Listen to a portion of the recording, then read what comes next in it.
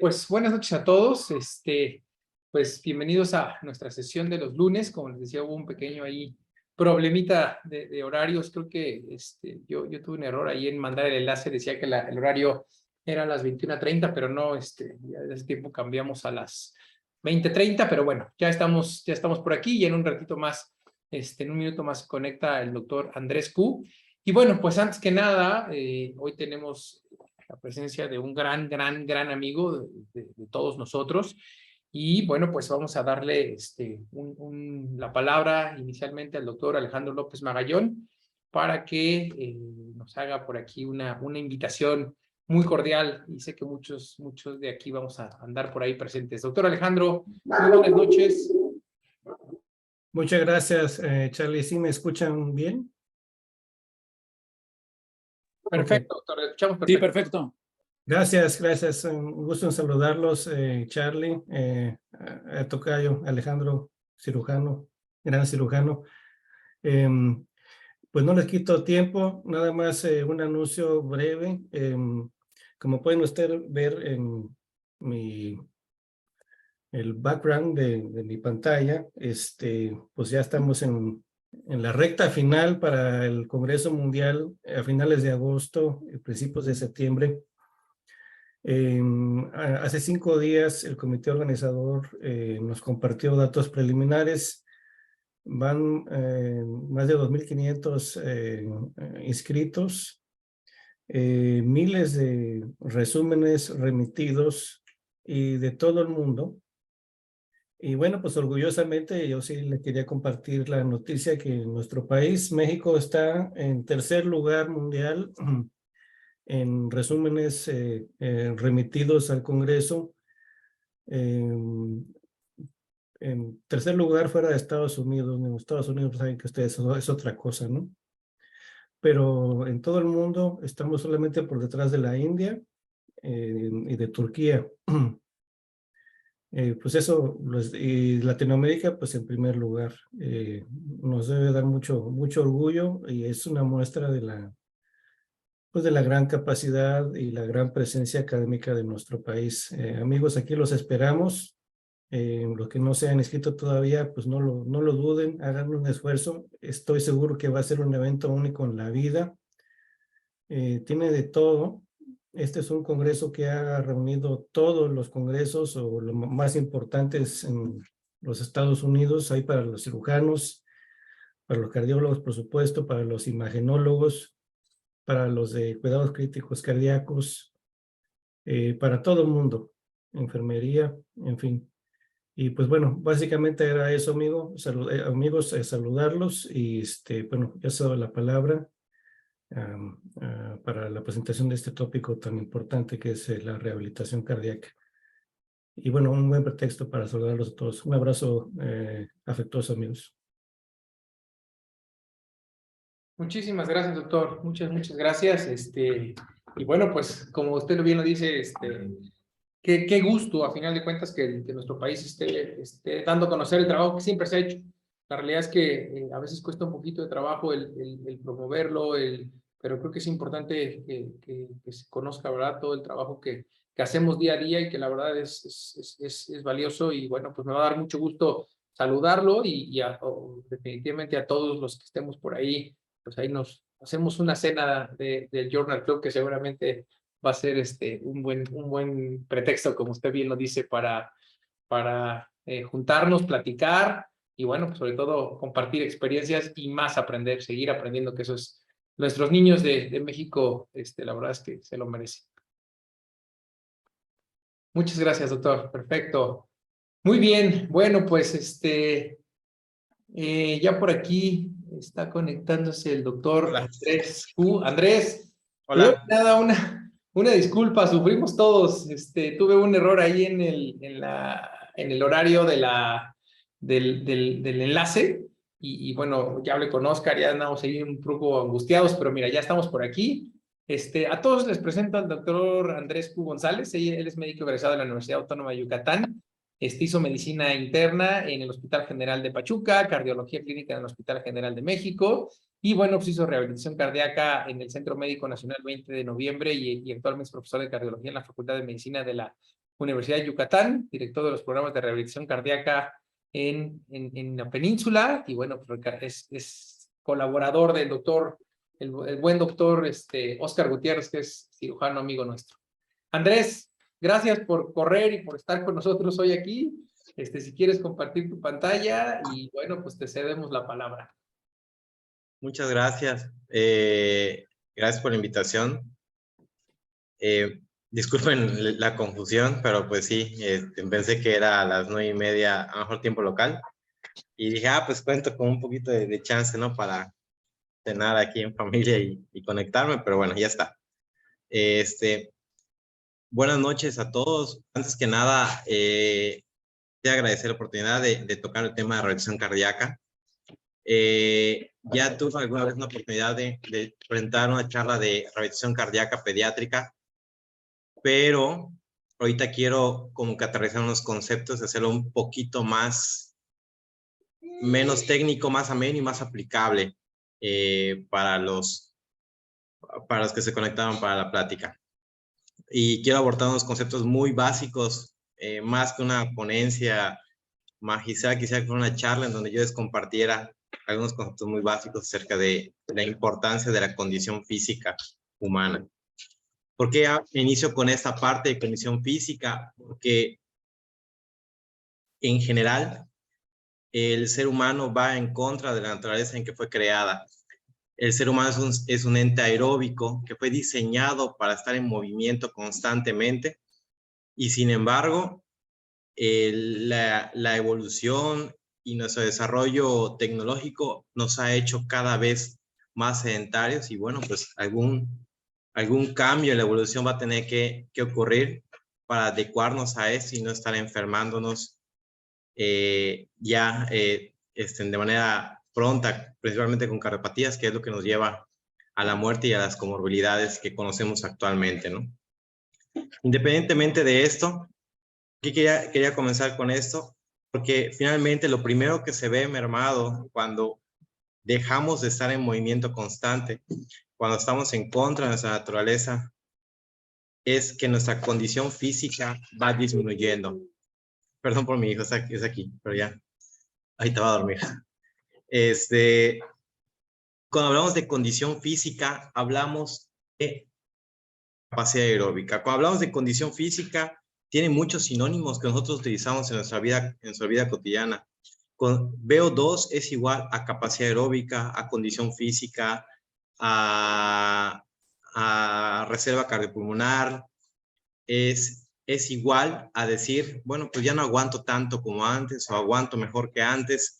Cualquier trabajo que tengo desempeñado, eso es la capacidad aeróbica. Y la capacidad aeróbica es la expresión o ese reflejo de un correcto funcionamiento de tres engranes que han sido descritos por Wasserman, que es el sistema pulmonar respiratorio, el cardiovascular y el muscular periférico, porque el fin último de tener una adecuada capacidad aeróbica es poder generar buena cantidad de energía y de forma eficiente. Eso es lo que refleja tener una buena condición física, y nosotros lo usamos con el día a día, ¿no? Es que hasta entre nosotros, entre colegas, cuando intercambiamos, es que ya no puedo jugar fútbol en la cáscara del hospital porque ya no aguanto como antes. O fíjese que subí las escaleras en vez de subir por el elevador, híjole, me agité cuando antes podía hacer eso sin ningún problema. Ese es un reflejo de nuestra condición física. Es lo mismo decir capacidad aeróbica, es lo mismo que decir VO2. Y el VO2 es uno de los principales factores pronósticos que están documentados en la literatura, y algunos lo catalogan como el principal indicador pronóstico de cualquier evento adverso para la población, sin importar la condición o comorbilidad que ésta tenga. ¿Qué significa esto? Que un paciente puede tener los factores de riesgo cardiovascular que todos conocemos, pero si tenemos una buena condición física, es muy probable que tengamos menos eventos adversos mayores cardiovasculares que un paciente que, aunque no tenga factores de riesgo cardiovascular conocidos, su condición física está disminuida para su edad y para su sexo, porque refleja eso que estamos viendo en pantalla. Refleja que debe tener algún grado de afección muscular, cardiovascular, pulmonar o de los o 2 o 3 de los engranes, que eso se traduce a una menor producción de energía y una menor eficiencia a la hora de producirla. Y esto, lo mismo que ocurre, que eso es, los pediátricos no están exentos de esto, es el mismo sistema, pero con algunas salvedades, algunas diferencias, ¿no? Con respecto a un adulto. Yo soy cardiólogo de adultos, pero en la parte de rehabilitación cardíaca puedo ver pacientes pediátricos,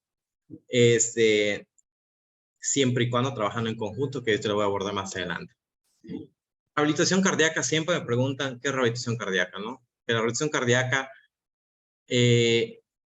es para muchos una disciplina, una especialidad nueva de la cardiología, cuando no lo es realmente así.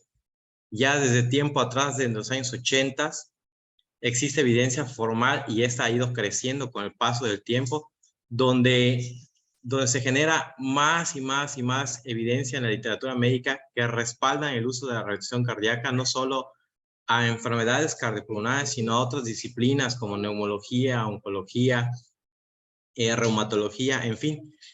¿Y en qué consiste eso? Consiste en que la rehabilitación cardíaca es el conjunto de actividades necesarias para asegurar a los enfermos del corazón una condición física, mental y social óptima que les permita recuperar por sus propios medios un lugar tan normal como le es posible en la sociedad.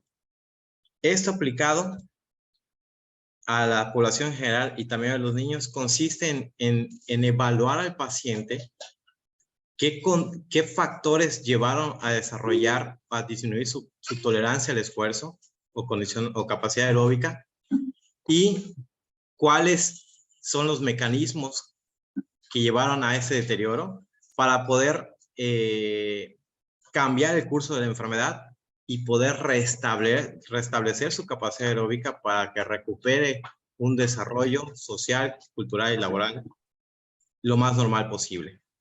Esto hace que los componentes de la rehabilitación cardíaca tengan 3 pilares fundamentales. 1, entrenamiento físico dosificado y supervisado. El ejercicio es la columna vertebral de la intervención de la rehabilitación cardíaca, pero no es la única, no es la única intervención que se hace. Pero sí es muy importante entender que no solo es ejercicio, es entrenamiento. La diferencia con ejercicio es que fijamos un objetivo y trabajamos sobre ese objetivo. Dosificado, porque ese es como que nuestro mero mole de los rehabilitadores cardíacos. Con esto planteamos cómo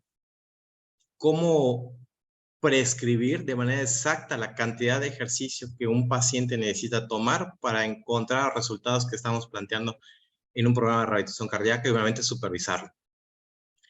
Nutrición, sumamente importante, pilar importantísimo de la rehabilitación cardíaca, que muchas veces hasta nosotros como personal sanitario dejamos a un lado porque creemos que con una cosa compensamos la otra, y la verdad es que va de la mano. Evaluación psicoemocional. En este punto es muy importante porque hay diferencias con respecto a un adulto a un paciente pediátrico, también la nutricional. Esas 2 pilares, obviamente todos sabemos el impacto psicoemocional que tienen las enfermedades cardiovasculares sobre la población, que muchas veces pasa desapercibida al ojo clínico de un cardiólogo pediatra, sin embargo están presentes en él, pero el enfoque que se le da y a quién se le da esta atención, esta evaluación, cambia dependiendo si el programa es pediátrico o es para un adulto.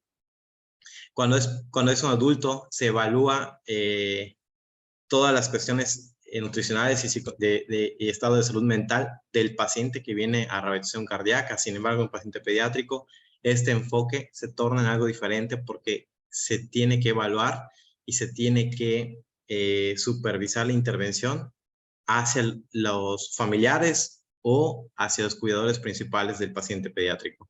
Y sobre todo, un cuarto pilar, y no menos importante, es educación en salud para la detección y control de los factores de riesgo cardiovascular. Hoy en día los pacientes pediátricos viven más tiempo que décadas atrás, y por lo tanto llegan a adultez, pero llegan a adultez, y ustedes no me dejan mentir, llegan a adultez en un estado de sedentarismo propiciado por su misma enfermedad congénita, aunque ya estuviera corregida completamente, que hay una parte de las enfermedades congénitas cardíacas se pueden corregir, a edades tempranas, lo que permite que alcance una adultez normal o casi normal. Sin embargo, llegan con un sedentarismo muy marcado por todo el entorno y el miedo que envuelve a la enfermedad cardíaca, obviamente desde la edad pediátrica. Y obviamente si desarrollan las enfermedades que vienen a aparecer con el sedentarismo, tal y cual a un adulto que no tuviera enfermedad cardíaca congénita. Las fases de la rehabilitación cardíaca. En general, en la literatura médica se describen tres fases de la rehabilitación cardíaca. Fase 1, que es una fase hospitalaria o una intervención precoz. Fase 2, que es cuando el paciente recibe un nivel un poquito más fuerte de entrenamiento físico dosificado y es supervisado y monitorizado, que bien puede ser con el paciente viviendo dentro de un centro de rehabilitación cardíaca o cuando el paciente viene de forma ambulatoria a un centro de rehabilitación cardíaca a recibir la intervención de la fase 2. Y la fase 3, que es la de seguimiento o la de adherencia al tratamiento, que donde ahí es otro talón de Aquiles muy importante de esta disciplina, que estamos en procesos para mejorar la adherencia y la vigilancia de un paciente que ya terminó un programa de intervención de fase 2 de rehabilitación cardíaca. Los objetivos para cada fase son distintos y es muy importante hacer hincapié en esto para el ejemplo que voy a poner de una paciente pediátrica que tuvimos en el Hospital Regional de Alta Especialidad de Yucatán. Porque en la fase 1 esencialmente no busca generar reservas. La fase 1 busca movilización oportuna, utiliza el concepto de movilización oportuna, que saben perfectamente bien de eso los fisioterapeutas y los fisiatras, que es para contrarrestar los efectos nocivos del reposo prolongado. Y es que los efectos del síndrome de reposo prolongado comienzan desde horas, a partir de algunas horas en que el paciente permanece inmóvil. Y es que pues, no sé si alguno pudiera mantenerse sin moverse 8 horas o el brazo encima del otro por varias horas, duele. Y eso es lo que ocurre con los pacientes sin importar la causa de hospitalización por el cual estén ingresados. El aspecto psicológico pega muchísimo cuando un paciente no se mueve y cuando por indicación médica adquiere un miedo inherente a moverse porque esté infundado por su médico tratante, por el personal de enfermería, por el personal auxiliar médico, que le dice, usted no se debe mover para nada. Cuando sabemos que no es así. Cuando esencialmente sabemos que estamos diseñados para movernos y con algunas precauciones y vigilancia deberíamos movernos para evitar esos efectos del síndrome de reposo prolongado y también para mejorar el aspecto psicológico de un paciente que está hospitalizado. Mejora la capacidad física a un nivel que puede retomar actividades rutinarias de la vida diaria. ¿Y por qué esas actividades sí las puede retomar? Porque esencialmente todo lo que hacemos en nuestra casa son actividades de bajo costo energético. ¿Se acuerdan de la diapositiva del sistema de engranajes de Wasserman? Bueno, al final la energía tiene una unidad de medida. La energía que se mide en una unidad que se llama METs o equivalentes metabólicos, equivalente metabólico, que sabemos que un MET es igual a 3.5 mililitros por kilogramo de peso de consumo de oxígeno. ¿Por qué hablo de energía y de oxígeno como si fueran lo mismo? Muy fácil. Porque no puedo medir la cantidad de ATPs que una persona produce en una prueba de esfuerzo, pero sí puedo medir el consumo de oxígeno, ya sea estimado por carga, que es una prueba de esfuerzo convencional, o medido por análisis de gases. Puedo medir el consumo de oxígeno que utiliza como comburente para la producción de ATP. Entonces, la gran mayoría de las actividades rutinarias tienen un bajo consumo de energía y es posible retomarlos tan pronto salimos del hospital, como bañarnos, vestirnos, lavar los platos, caminar al baño, ir de compras cerca de la casa, en fin, o sea, esas actividades son de muy bajo costo energético. Y entonces entenderán por qué cuando un paciente adulto dice, bueno, doctor, es que yo sí hago ejercicio, yo voy por mi diario todos los días, saco a pasear a mis perritos, son actividades de bajo costo energético. ¿Algo ayuda? ¿Es mejor que ser sedentario? Sí, pero se queda muy por debajo de un nivel de ejercicio que podría otorgarles mayores beneficios. Y ahorita voy a hablar de eso con la curva J del ejercicio. La fase 1 se inicia con el paciente estable, y por estable no significa necesariamente que no tenga un tubo de ventilador o una sonda endopleural o una sonda urinaria. No necesariamente tiene que haber ausencia de estos catéteres que invaden el cuerpo de nuestro paciente, sino que debe haber precauciones y vigilancias para la movilización del paciente, aún teniendo esos aditamentos. Y obviamente el retiro de la ventilación mecánica para que el paciente, porque usualmente el paciente con ventilación mecánica aún tiene algún grado de sedación, de pseudoanalgesia, y preferentemente el paciente debe estar lo más consciente para seguir las órdenes. ¿Por qué? Porque en rehabilitación física, que aquí si hay algún fisioterapeuta conectado no me dejará mentir, la movilización pasiva está descrita como parte de los procesos de movilización oportuna de un paciente, pero no necesariamente brinda resultados. Tiene algunas ventajas de mover, aunque sea pasivamente al paciente, pero las ganancias empiezan a encontrarse tácitamente cuando el paciente tiene movilización activa, o sea, cuando él mismo inicia el movimiento o la contracción muscular voluntaria.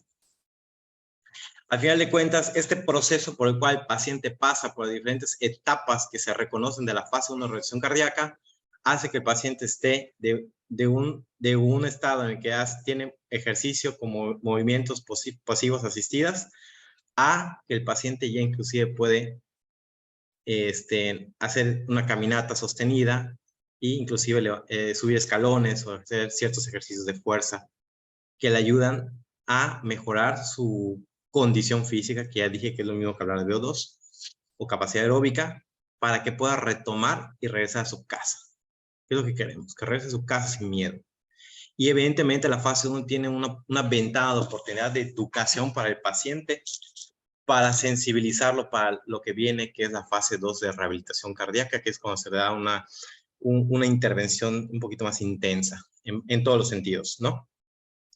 Esto, quiero quedarme aquí un momentito, un minutito más. Eso es lo que estamos implementando en el Hospital Regional de Alta Especialidad de la Península de Yucatán. ¿Por qué? Llevo poquito de haberme agregado a la división de cardiología de ahí. Es un hospital que tiene mucho potencial, que apenas está armando un lugar para tener un centro de reacción cardíaca, una parte de reacción cardíaca para dar reacción cardíaca de forma ambulatoria. Pero mientras sucede eso, nada me impide empezar con esto en los pacientes, ya sea con un enfoque de rehabilitación después de que han tenido una intervención o como pre-rehabilitación, que es una intervención que tiene esos elementos antes de que vaya la intervención a la que esté programada, ya sea por cateterismo cardíaco o por cirugía cardíaca. Entonces, hay mucho que podemos hacer aún sin tener una maquinaria ya ensamblada para dar rehabilitación cardíaca como conocemos habitualmente en un centro de rehabilitación cardíaca. Fase 2, los distintos programas pueden dividirse en programas supervisados domiciliarios o a distancia, programas supervisados en centro que pueden ser residenciales con el paciente viviendo dentro del centro de rehabilitación cardíaca, como pasa en algunos lugares de Europa, sobre todo Alemania, o ambulatorios, que es como manejamos la rehabilitación cardíaca aquí en los centros privados y públicos de México, y los programas híbridos donde el paciente no tiene que ir todos los días, sino alterna unos días entrenando en casa y unos días viniendo al centro de manera ambulatoria, que eso tiene algunas ventajas y otras desventajas, ¿no?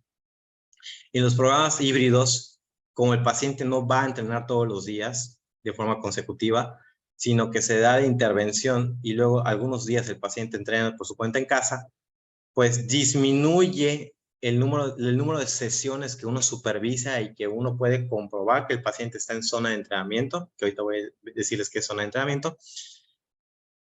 Ese es como que el en contra, pero el pro es que el paciente adquiere confianza y adquiere las habilidades para ser independiente y entrenar por su cuenta, con ensayo y error, pero al menos adquiere esa habilidad.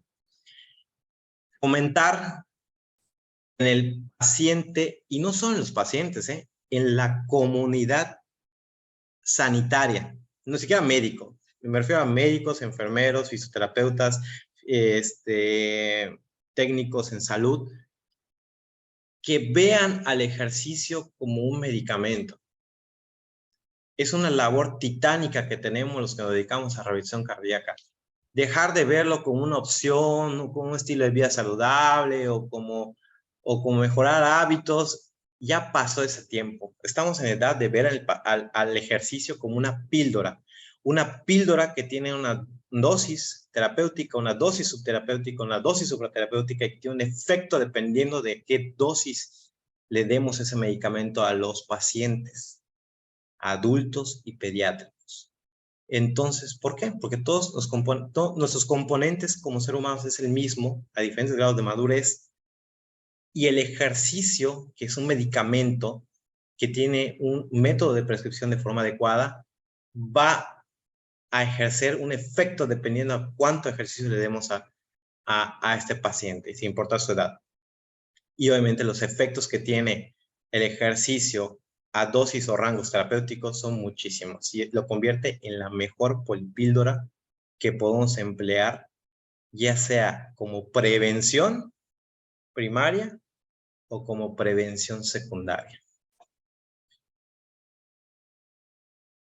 Ese es un esquema de la forma habitual en que se lleva el entrenamiento de un adulto. Se procura, o hay suficiente evidencia como para alentar al uso del entrenamiento mixto o concurrente, en el cual empleamos el entrenamiento de fuerza o de fuerza-resistencia y entrenamiento de resistencia dinámica, que es el aeróbico, o que todos llaman cardio. Y le llaman cardio por un error de comprensión de hace muchísimo tiempo, en el que antiguamente nuestros predecesores médicos decían que el ejercicio cardio, el aeróbico, es el único que da el corazón. El de fuerza hasta decían que está contraindicado. Y hoy en día sabemos los beneficios y el impacto que tiene hacer los dos tipos de entrenamiento, aeróbico de fuerza.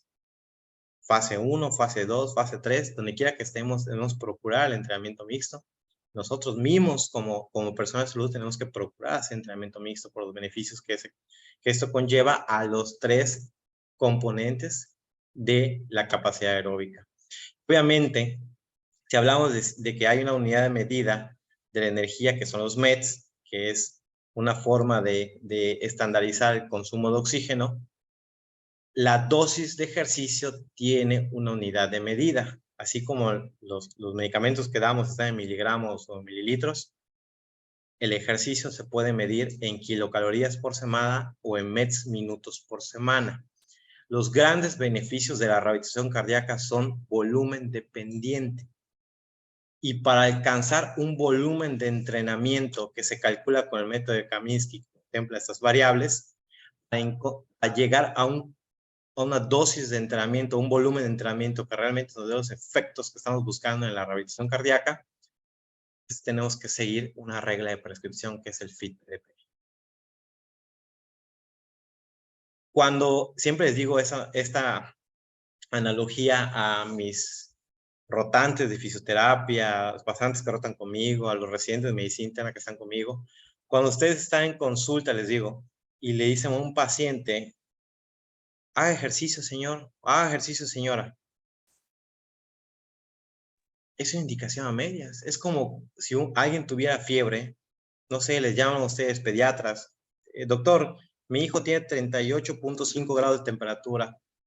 ¿Qué le puedo dar de aquí a que lo lleve a consultar? Y contesten paracetamol. A lo mejor, pues sí es entendible, estamos habituados a usar ese medicamento, pero no queda claro ni por qué vía lo vamos a administrar, ni a qué dosis, por cuánto kilogramo de peso, ni por cuánto tiempo, ni con cuánto intervalo de horas. O sea, falta la prescripción correcta del medicamento del que estamos hablando. Lo mismo es con el ejercicio. Cuando habitualmente en la consulta médica decimos haga ejercicio, o le decimos al papá de nuestro niño que tiene cualquier tipo de enfermedad de cardiopatía congénita, procure que haga ejercicio, lo dejamos a la deriva de decir, bueno, ¿y cómo va a procurar eso? Ejercicio, lo meto en gimnasio, ¿qué onda? Tiene 8 años, ¿cómo se entrena, no? O un adulto, ni siquiera un niño, un adulto. Bueno, ¿qué hago? ¿Solo caminar?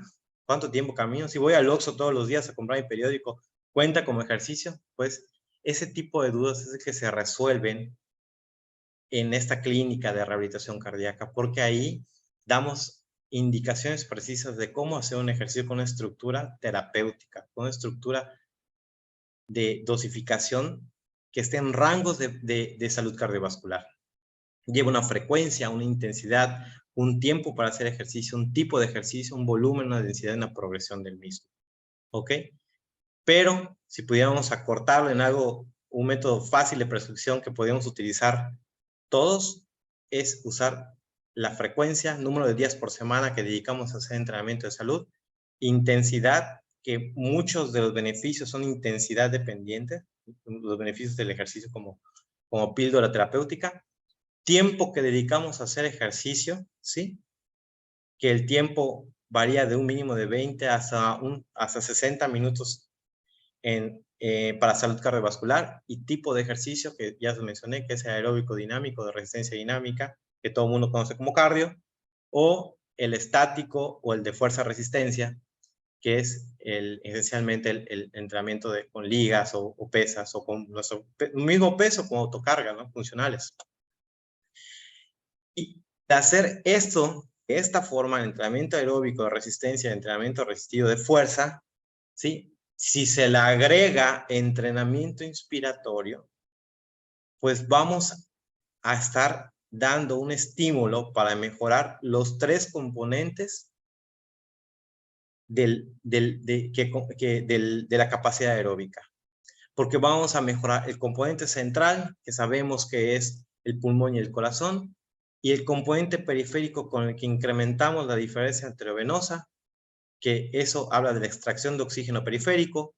Por lo tanto, se entiende que se utiliza más oxígeno para mantener al paciente con un metabolismo aeróbico, que habla de eficiencia a través de la mitocondria, porque seguramente ya mejoró la capilaridad a través del músculo esquelético, y eso va a contribuir al componente central, que es el pulmón y el corazón, para mejorar el consumo de oxígeno, y eso es igual a menos desenlaces mayores y mayor calidad de vida. Esto es lo que hacemos con los pacientes adultos y pediátricos. La forma en que lo hacemos, o el método, las herramientas que tenemos para hacer esto, difieren, y a menor edad, más complejo se vuelve. Eso sí, pero esto es lo que esencialmente hacemos. Mejorar los componentes centrales y periféricos, que dan como consecuencia o dan como resultado la capacidad aeróbica o la condición física, que es lo mismo que hablar de VO2, y eso como consecuencia trae menor desenlace mayor y mayor calidad de vida. Les decía sobre los efectos de la curva J del ejercicio, que eso es similar a muchas curvas J que conocemos en medicina, que cuando un paciente hace ejercicio, pero no hace nada de ejercicio sedentario, su mortalidad se eleva muchísimo. Y ahí es donde vienen las diferencias entre ejercicio, actividad física, sedentarismo o entrenamiento físico. Con un paciente sedentario, su mortalidad es altísima, y la probabilidad de eventos cardiovasculares mayores se incrementa muchísimo que aquella persona que hace por lo menos actividad física. Y por actividad física me refiero a cualquier cosa que requiera contracción muscular. Bien puede ser recoger las hojas de mi jardín, bien puede ser ir al Oxxo todos los días a comprar el periódico, si es que todavía compro periódico, o sacar a mis perros a pasear. Eso es mejor que estar acostado todo el tiempo.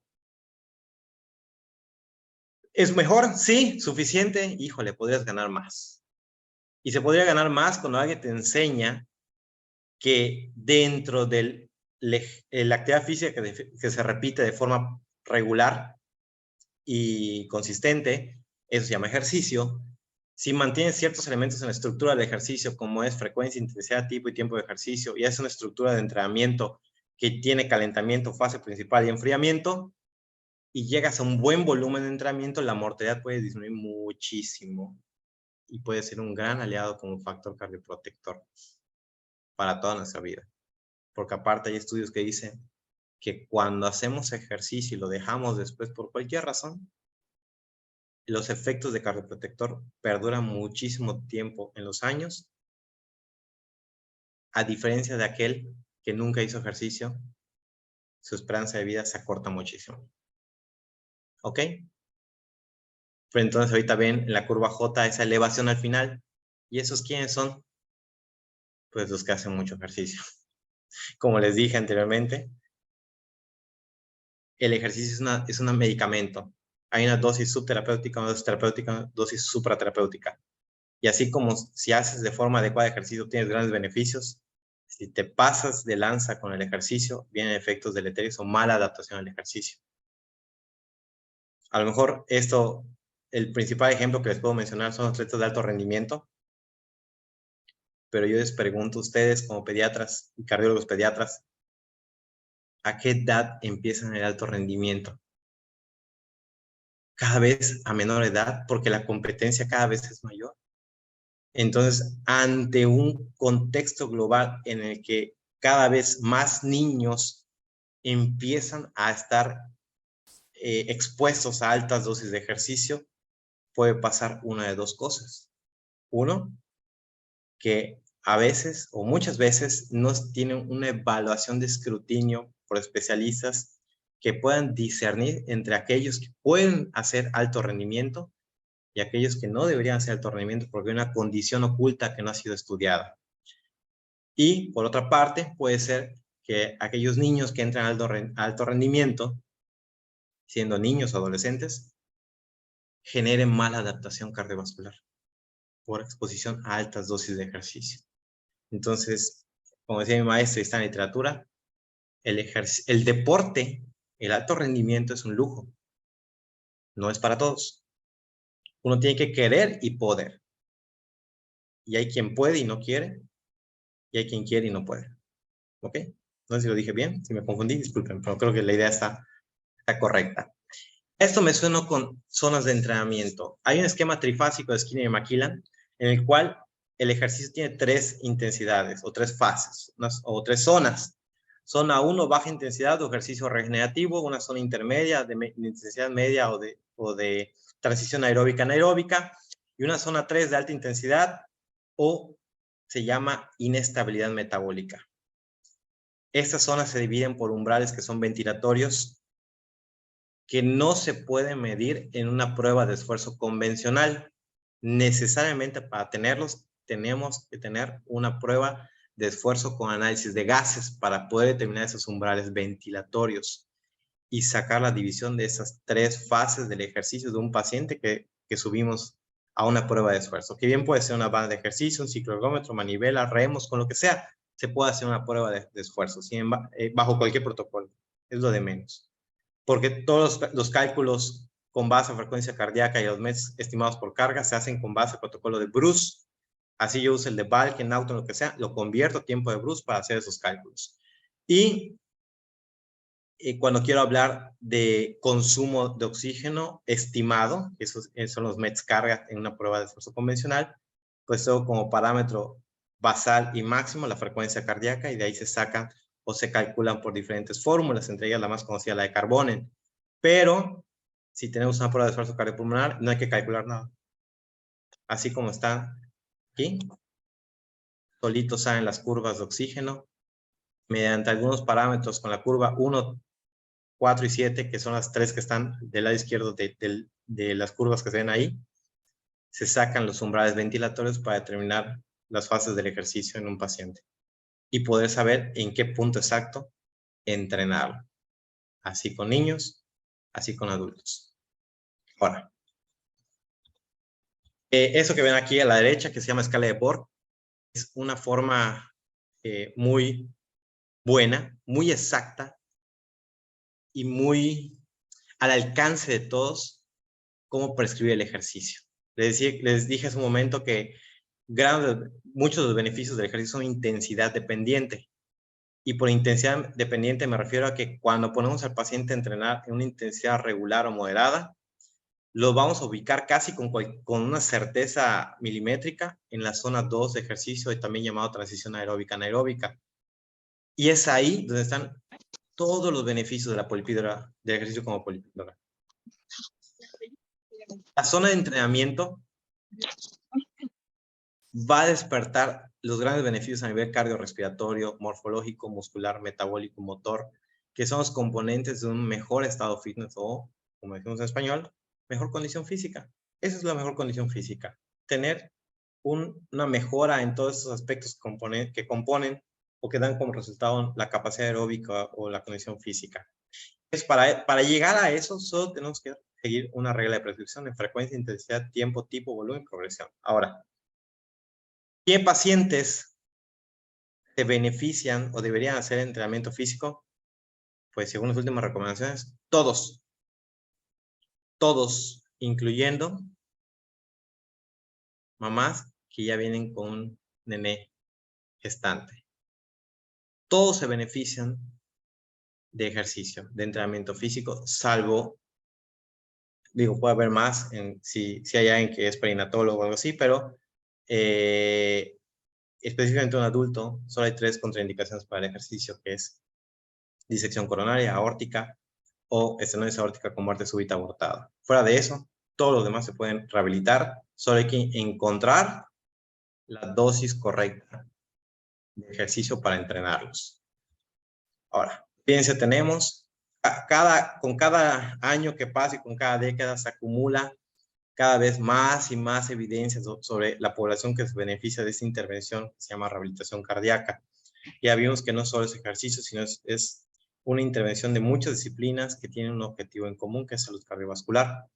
En insuficiencia cardíaca hace mucho que es indicación 1A, pero específicamente este año salió una publicación, un estudio que se llama Cinderella, donde se pone como el 5º pilar del manejo de la insuficiencia cardíaca. ¿Por qué llegó hasta este grado de importancia los programas de rehabilitación cardíaca? Por esto, porque un paciente que tiene insuficiencia cardíaca de cualquier origen, que bien puede ser en adultos isquémico o en niños por la cardiopatía congénita simple o compleja, la que tenga, ¿sí? Los mecanismos que se van a despertar de forma, o sea, que llevan a un curso patológico de evolución de la enfermedad, van a dar como consecuencia lesión cardiovascular, ¿sí? Y esa lesión cardiovascular o esa agresión al músculo cardíaco que pierde sus capacidades de relajación, de contracción, no importa cuál sea el origen de la enfermedad, puede ser Chagas o una cardiopatía congénita, va a ocurrir. Entonces, cuando esta lesión avanza a un grado tal que la afección deja de ser solo cardíaca, empieza a ser sistémica. Literalmente, el cuerpo vive con 2 pesos como Bartola. No le da para nada. Y a tal grado que empieza a afectar la calidad de vida porque su tolerancia al esfuerzo empieza a verse comprometida. Y su tolerancia al esfuerzo, el paciente no sabe distinguir. El paciente sabe que aguanta menos, pero no sabe por qué aguanta menos. No sabe si porque se ahoga, o porque se fatiga, o porque se ahoga y se fatiga, que es lo que finalmente expresan los pacientes con insuficiencia cardíaca, que es debido a todo lo que se despierta derivado de una falla cardíaca por cualquier origen, incluyendo las cardiopatías congénitas. Dan como resultado remodelado patológico del ventrículo izquierdo, menor adherencia, pérdida de las capacidades del músculo cardíaco y una bola de nieve que lleva al sedentarismo y a peor capacidad funcional y peor función cardíaca y que lleva más sedentarismo y así sucesivamente. Entonces, el romper este círculo vicioso con entrenamiento físico dosificado permite o ha hecho que los pacientes recuperen calidad de vida, recuperen tolerancia de esfuerzo y aunque en subpoblaciones, por ejemplo, todo acaba en insuficiencia cardíaca, pero por ejemplo en cardiopatía isquémica tenemos más evidencia de impacto en puntos duros como mortalidad o hospitalizaciones y calidad de vida, y en otras etiologías como HP, como disautonomía, como no se ha documentado o el nivel de evidencia no es tan alto como para decir que sí se muere menos o vive más, pero todos coinciden bajo cualquier etiología que mejora mucho la calidad de vida. Y eso se ha documentado en diversos estudios por grandes autores como Larnidelli, como grandes metaanálisis como el Heart Failure Action o como los Extramatch, donde se pusieron en evidencia todos los estudios, ensayos clínicos, metaanálisis, donde se comparaba la mortalidad en pacientes que habían tenido intervención por reacción cardíaca contra los que no, y pese a que esos estudios como tal muestran significancia estocástica a favor en puntos duros de la rehabilitación cardíaca, hay un gran problema que la rehabilitación cardíaca en el mundo no sigue una prescripción estandarizada. Cada centro y cada país tiene su escuela y tiene el método de prescripción. Algunos centros todavía aplican solo entrenamiento aeróbico, no aplican entrenamiento de fuerza. Eso hizo que toda la información alcance para decir, sí, parece que se mueren menos, no tenemos el poder estadístico para aseverarlo, pero con eso basta para que esté aquí como una intervención que mejora la calidad de vida y reduce la hospitalización en pacientes y lo vuelve una intervención clase 1A de manera internacional. El problema aquí es que los pacientes no llegan a la rehabilitación cardíaca y no llegan por muchos motivos. Punto número 1, porque no existe. Apenas aquí en la provincia de Yucatán vamos a empezar, o estamos comenzando el primer centro de rehabilitación cardíaca público, porque ya había 2 privados certificados aquí en la ciudad de Mérida, pero en Campeche, Quintana Roo y Chiapas, ¿cómo queda, no? Entonces, falta centros y falta personal capacitado que dirijan esos centros y que se sume un equipo para dar una intervención de calidad. ¿Qué pacientes se benefician de esto? Pues los que ven aquí en pantalla, y la lista sigue. Y los pacientes congénitos, ya sea con corrección total, parcial, o los que van para paliación, todos se benefician de un grado de rehabilitación cardíaca. Puse esto en otra plática que decía, ¿qué asociaciones y colegios apoyan el uso de nutrición, salud emocional y entrenamiento físico en el abordaje de los tratamientos, de las enfermedades que tratan? Pues la verdad es que todos. En todos los colegios, en todas las patologías, en todas las enfermedades, está indicado comer mejor, control emocional y ejercicio físico, pero entonces, ¿por qué no lo prescribimos? En niños en particular, la rehabilitación cardiovascular, ¿sí? Empezó a tener, pues, un punto muy importante, que es los niños aumentaron su esperanza de vida con ciertos procedimientos que se hacen desde que son neonatos o en la vía escolar o ya más grandes.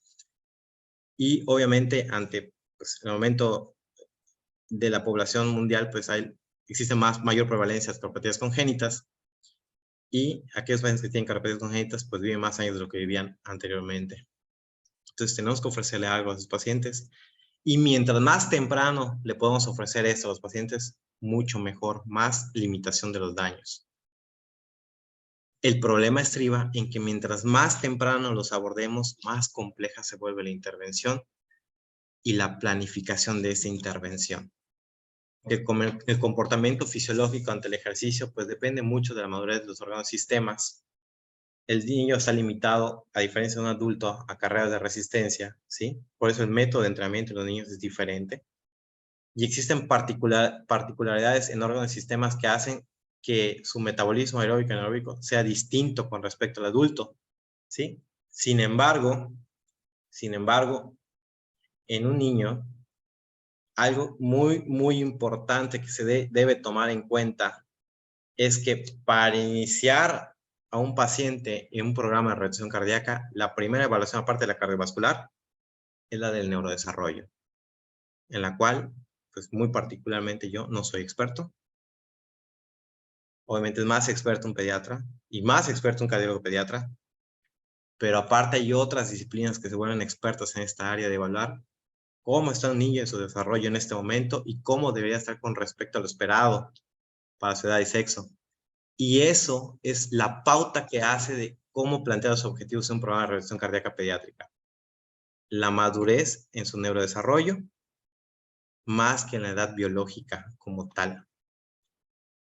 Entonces, con respecto a eso, se coordina o se arma un programa de rehabilitación. Por eso hace difícil que yo les diga, un programa de rehabilitación cardíaca pediátrica es 3 evaluaciones de nutrición, 5 de psicología, 8 entrenamientos. No, no es así. Un programa de revisión cardíaca pediátrica requiere de evaluación y planificación para ver en qué orden y cuánto necesitamos y qué objetivos vamos a alcanzar con ese niño en particular, o con ese adolescente, o con ese bebé, porque, le insisto, mientras más temprano hagamos la intervención, más se limitan los daños, y eso es algo a lo que debemos aspirar. Difícil que se haga, definitivamente. Presento muchas dificultades, hasta con los adultos, pero tenemos que aspirar a poder ofrecer esto, ¿sí? Y eso es algo en lo que los centros de revisión cardíaca que existen en este momento y los que están por abrirse, tenemos que trabajar para que podamos tener una forma estandarizada de ofrecer revisión cardíaca. Antes de terminar la plática, quisiera compartirles,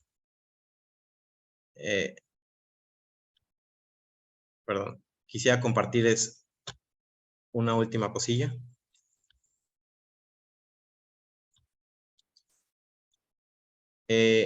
Bueno, punto número 1.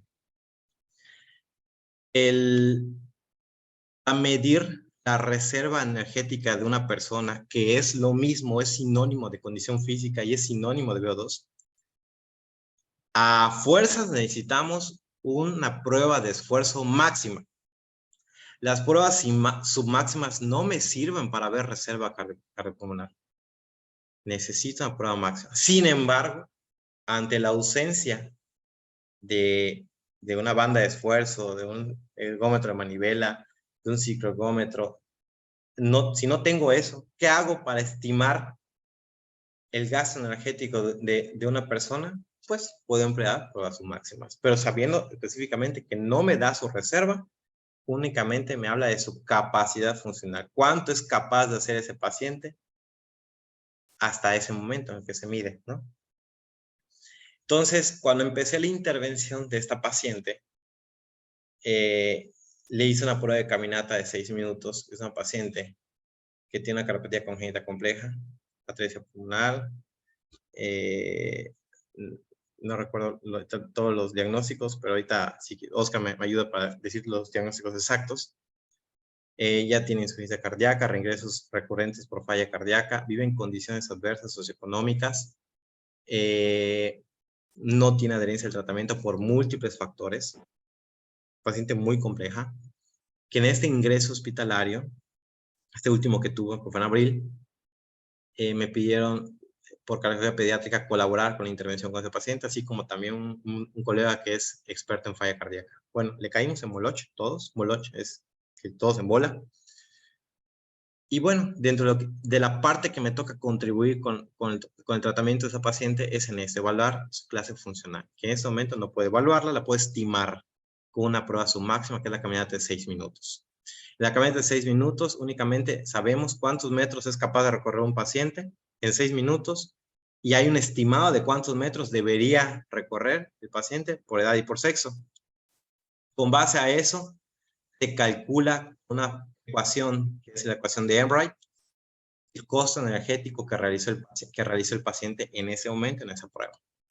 Y de acuerdo a los metros que pudo caminar esta paciente, que es 142.5 metros, aunque debió caminar, ¿sí?, 824 metros, ¿no?, y por lo menos debió caminar 685 metros, pero solo caminó 142, la paciente logró hacer un trabajo en ese momento estimado de 2.35 metros.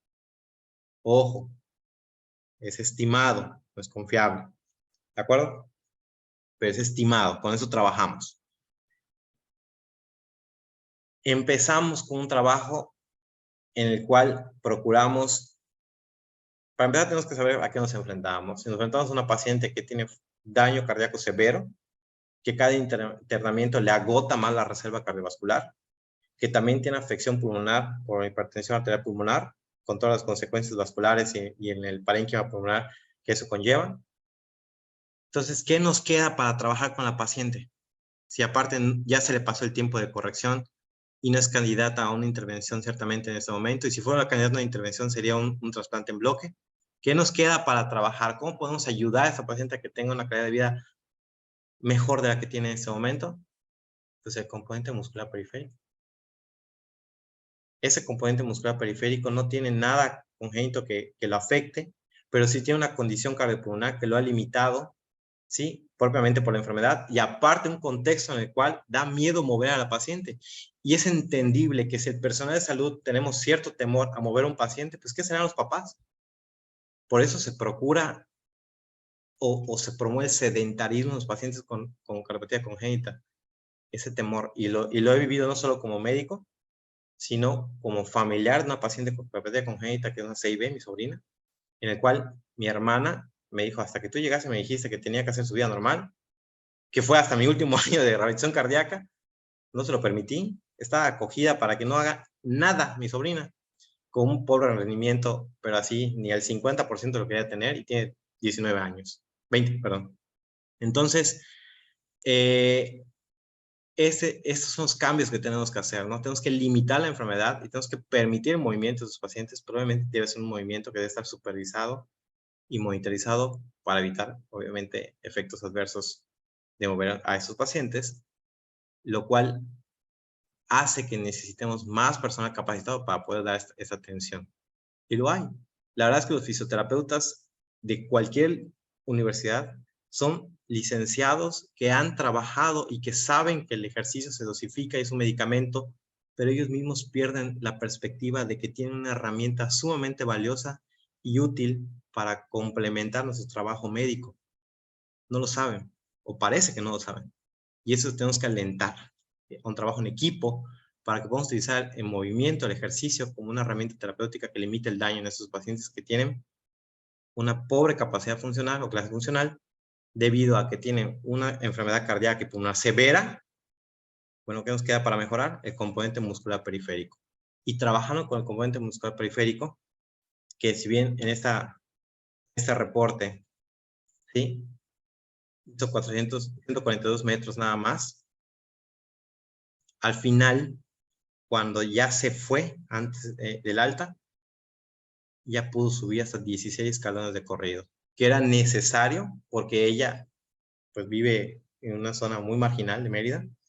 Se mudó eventualmente a una casa de un familiar, que es una casa que para subir hay 16 escalones, y pues bueno, trabajamos para que pueda subir los escalones, para que no estén cargando, y lo logramos. A lo mejor no vamos a impactar en el pronóstico de vida de esta paciente, pero sí en su calidad de vida.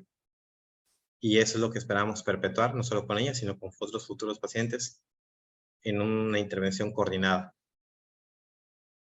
Creo que sea todo por el momento. Si hay alguna duda o pregunta.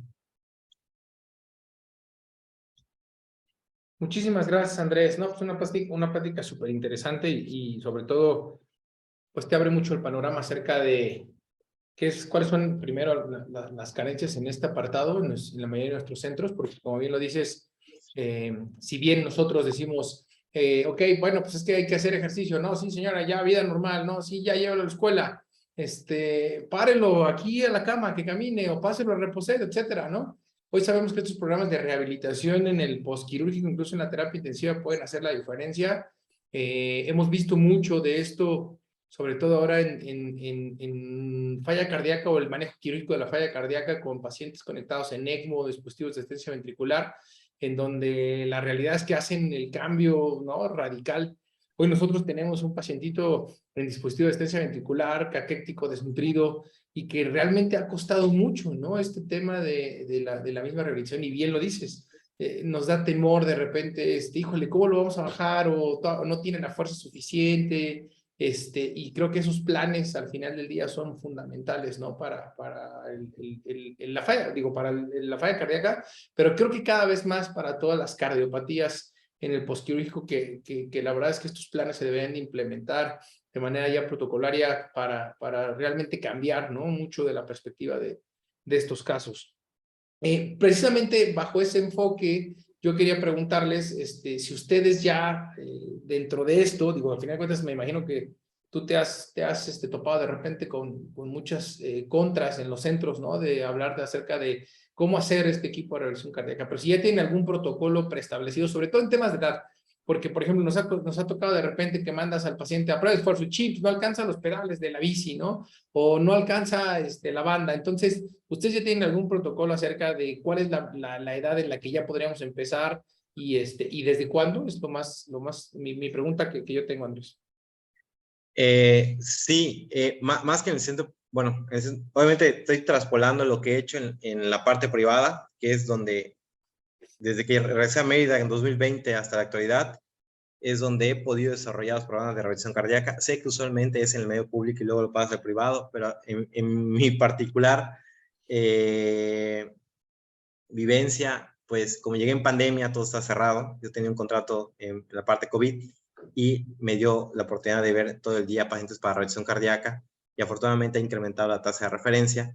Ahí es donde he implementado los protocolos para atención de pacientes pediátricos, utilizando los conocimientos que ya existían en el Ignacio Chávez, junto con otros colegas a nivel nacional que ya tienen programas de rehabilitación cardíaca pediátrica, por ejemplo en Puebla, con la doctora Ariadna López, o en Ciudad de México, y voy juntando esos elementos y armando programas que esencialmente tienen lo siguiente. Como te dije en la plática, el neurodesarrollo, la evaluación del neurodesarrollo es crucial para saber en qué punto estamos con el paciente pediátrico con una cardiopatía congénita, porque aparte sabemos que aparte de la repercusión pulmonar y cardíaca y física que tiene el paciente, hay cierto grado de retraso en el neurodesarrollo, ¿no? Poquito, mucho, pero hay cierto grado de desarrollo. Para que pueda situarme en dónde estoy con un paciente pediátrico determinado, necesito de esos expertos, que es el fisioterapeuta que tuvo neurodesarrollo y estimulación temprana durante su licenciatura, el fisiatra que vio neurodesarrollo dentro de su estructura de posgrado de residencia médica, y el cardiólogo pediatra. Con esa información yo establezco dónde está ubicado el paciente y entonces pongo metas. Si el paciente debía gatear y no gatea y solo se arrastra, pues no tengo que gatear. Y después de gatear, marcha lateral. Y luego de marcha lateral, viene la marcha normal. Y ya que tenga la marcha, la bipedestación y la marcha habitual, aunque sea a los 3 años o 4 años de nacido, entonces ahora sí empieza el entrenamiento físico. Y el entrenamiento físico, esencialmente un paciente a esa edad que ya puede ponerse en bipedestación y caminar sobre una banda, un tapiz rodante, ya se le puede adecuar ciertos aditamentos, que es básicamente una bandita, donde, un fierro donde puede agarrarse, no un fierro, una barra, Banda. ¿no? Una banda, y hacer un protocolo específico para él. ¿Qué necesita? No tardar en la banda, pero pueda prestar atención poquito tiempo. Entonces, en poco tiempo hay que llevarlo al VO2 máximo para de ahí calcular cómo está, ¿no? Si tiene riesgo de arritmias cardíacas, si cómo está su consumo máximo de oxígeno, para hacer la prescripción del ejercicio, desde que pueda deambular, para que entonces venga el entrenamiento supervisado, que ya que pasó por gateo, marcha lateral y pedestación, entonces ya podemos establecer un sistema de entrenamiento lúdico. Los niños así hacen ejercicio, juegan. Claro. Y tenemos que procurar el juego, lo vemos hasta dentro de nuestros mismos hijos, ¿no? O sea, el impacto que tiene el iPad o el teléfono, el sedentarismo que provocan, eventualmente tenemos que tener un tiempo para llegar a la casa y, bueno, vamos a jugar al parque, lo que sea, ¿no? Pesca, busca, como le digan en otras partes del país, pero ese es el método de entrenamiento físico de un niño. Con eso agarra destrezas motoras gruesas, las finas la desarrolla de otra índole, y podemos saber si es capaz de resistir lo que un niño debe resistir, lo que nosotros resistimos cuando estábamos niños, que andábamos sin zapatos, nos bajábamos bajo la lluvia, quedábamos todos puercos. Eso es lo que debe hacer un niño. Y entonces evaluar si su comportamiento en la destreza motora gruesa es el adecuado o hay algún problema que tengamos que evaluar, ¿no? Entonces, y ya cuando va creciendo en el desarrollo que ya se acerca a la adolescencia, entonces ya es un paciente que se puede tratar como un adulto, en el sentido que ya se le puede dar una prescripción de entrenamiento similar a un adulto para que empiece a agarrar un hábito que va o debe llevar al resto de su vida, ¿no? Entonces, es un proceso, la rehabilitación cardíaca pediátrica es un proceso larguísimo, que si hablamos de una intervención aguda, híjole, tiene que evaluarse el paciente para determinar qué tan extenso, qué tan corto puede ser un programa de intervención supervisada, para luego entrar a fase 3, que es una supervisión constante, hasta que podamos reubicarlo en social, familiar y laboralmente, cuando ya tenga la edad, ¿no? de trabajar. De acuerdo, Andrés, muchas gracias. No sé si alguien tenga preguntas, comentarios. Sí, bueno, antes que nada, buenas noches, Andrés. Muchas gracias por la plática. Con Andrés, bueno, un poquito el contexto. Hemos trabajado en el hospital. Ya tenemos un ratito ahí trabajando. Justo empezamos fuera del hospital con algunos pacientitos que teníamos, prácticamente con unas fallas cardíacas terribles y que nos ayudó bastante, y nos está ayudando todavía con esos pacientes. Y aquí el contexto, bueno, Andrés lo maneja bastante bien, el manejar un niño, ¿no?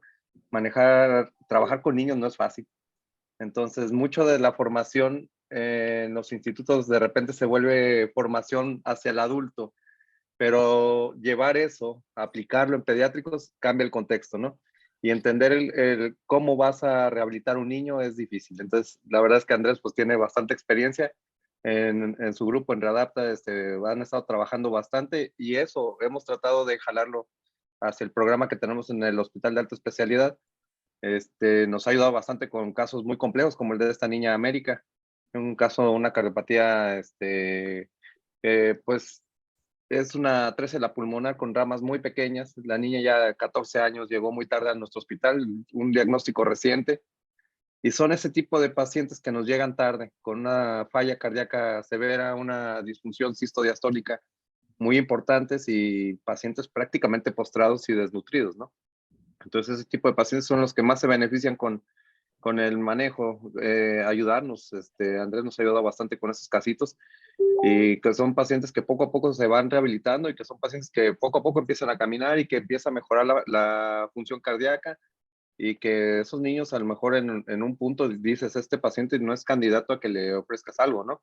Y como el caso de América, pues hay más casos, ¿no? Entonces, y en una de esas empiezan a mejorar las funciones cardíacas y puedes decir, bueno, ese paciente a lo mejor se beneficia con otra alternativa, ¿no? Entonces, la idea es empezar a cambiar este tipo de diagnósticos sombríos para ayudar al paciente y sobre todo ver qué tanto podemos mejorarle y eso le mejora la calidad de vida definitivamente, ¿no?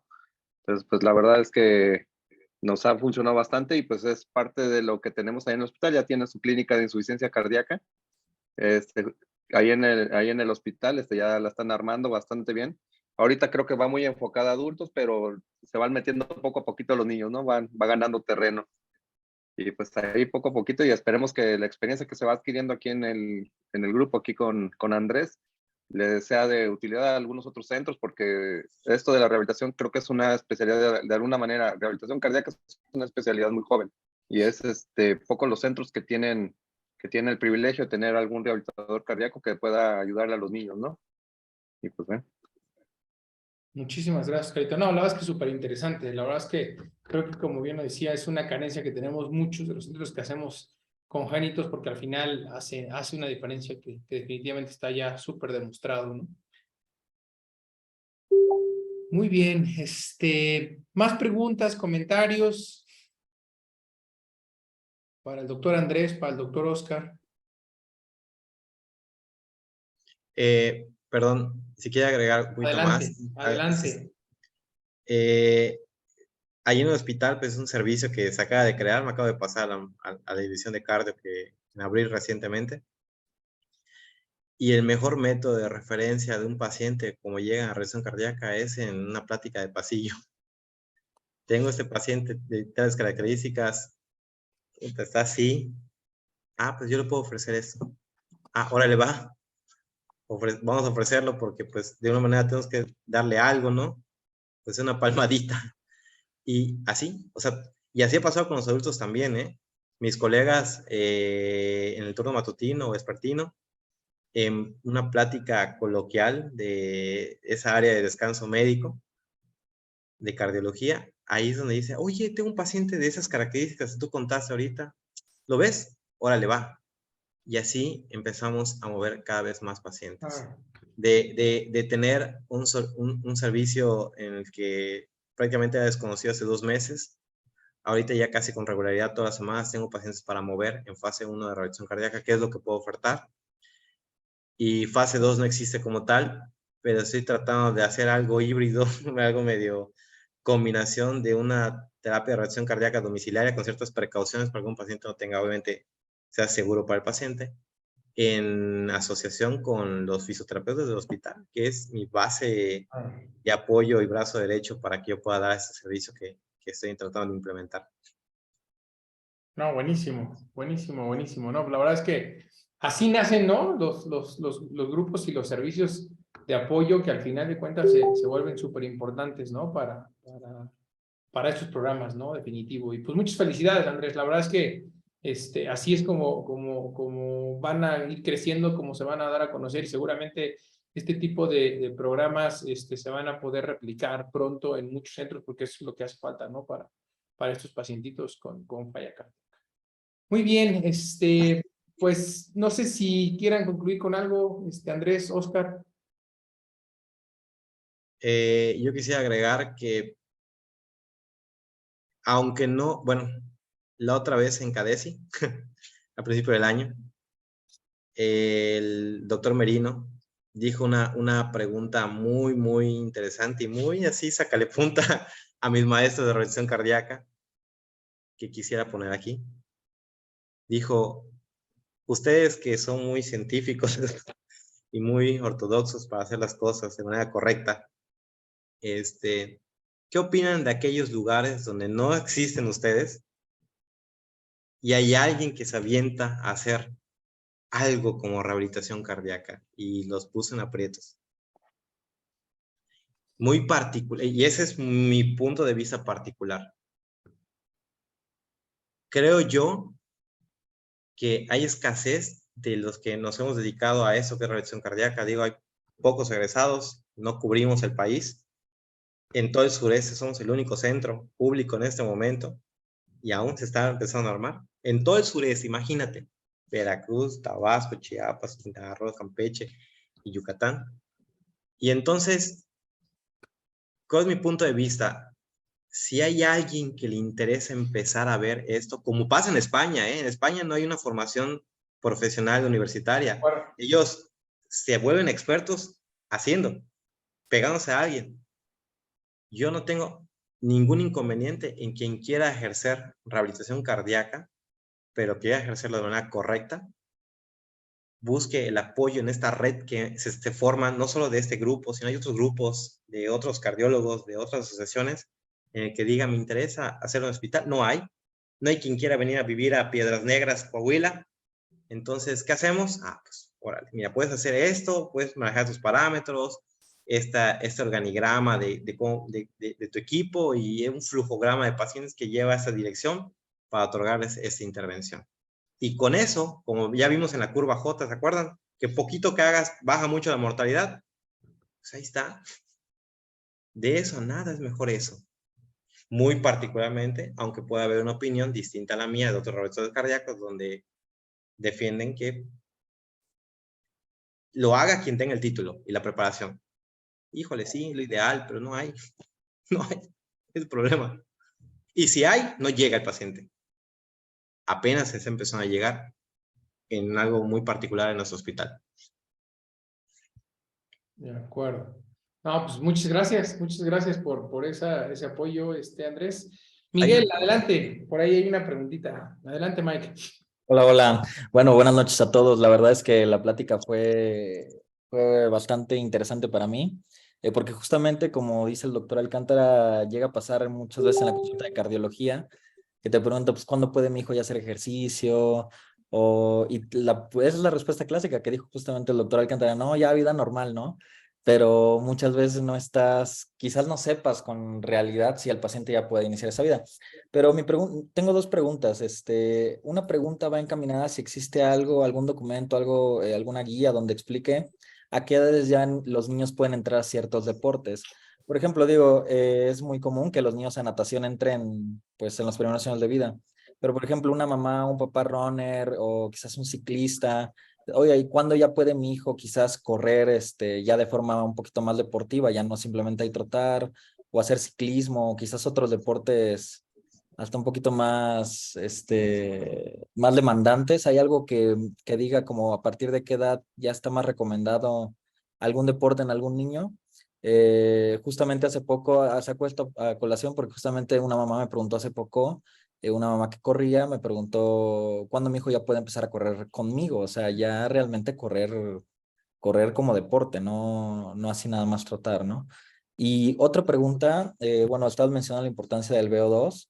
Quería saber realmente, de acuerdo a tu opinión, si el VO2 que marcan los relojes deportivos, bueno, esa pregunta es un poquito más personal.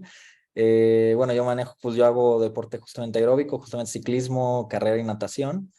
Y bueno, solemos estar muy atentos del VO2 que marca nuestro reloj. ¿Realmente es confiable o mejor ni lo pelo, pues? Gracias. Bueno, la primera pregunta, existen guías americanas de asociación deportiva que dan recomendaciones para la práctica deportiva, pero no hay algo particularmente para niños que diga a esa edad es recomendable empezar la práctica deportiva. La práctica deportiva en general se recomienda a cualquier edad, pero sí hay que tener ciertas consideraciones. Uno, el deporte da muchos beneficios, no solo en el VO2. El deporte da constancia, disciplina, trabajo en equipo, ayuda a socializar. O sea, y puedo seguir y a lo mejor no se me viene ahorita a la mente más beneficios, pero da muchos beneficios a la práctica deportiva. Solo que el alto rendimiento, ahí está mi pero. En el alto rendimiento, cuando un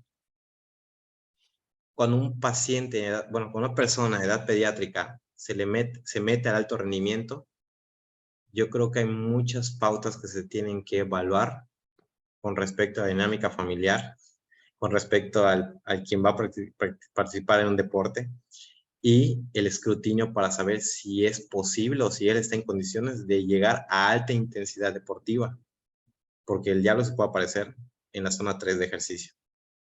Entonces, creo que esas son las pautas que yo tomaría en consideración. Si una mamá le pregunta a Doc si su hijo puede correr, pues sí puede correr, pero depende, o sea, no va a correr a la misma intensidad que ella, va a correr a un ritmo diferente.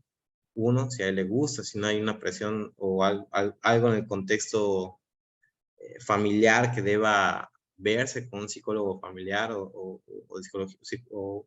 psiquiatra o algo por el estilo, para saber si está en condiciones de salud mental que propicie una buena práctica deportiva y que no lleve al extremo de empujarlo al alto rendimiento, que el alto rendimiento, como ya vimos ahorita, tiene una consecuencia.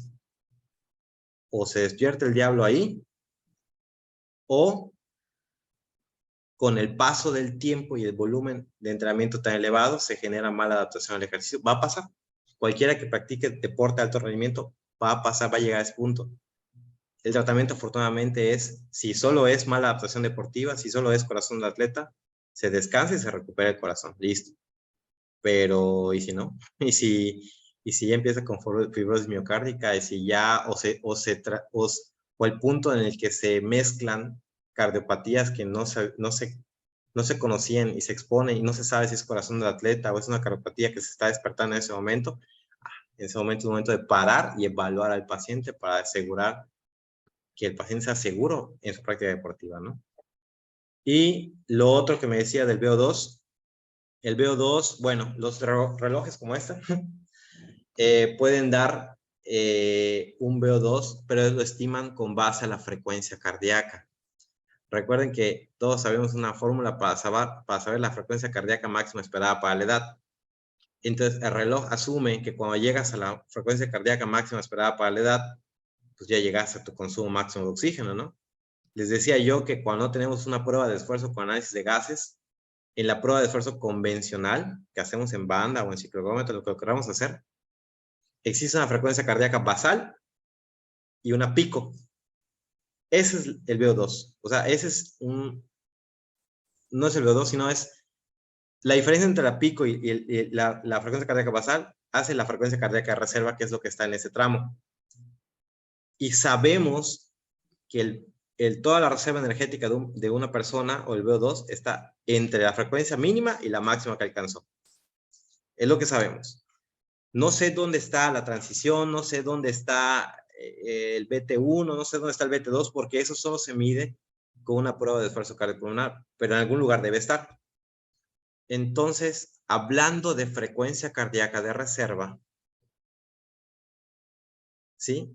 Si tenemos una prueba de esfuerzo convencional, con fórmulas como la de Carbonen, trabajando el 70%, 60%, 80% de la frecuencia cardíaca de reserva, muy probablemente entrenemos en la zona de transición aeróbica anaeróbica, que es la zona de salud cardiovascular, sin que tengamos que tener una prueba CIPET, una prueba de esfuerzo cardiopulmonar.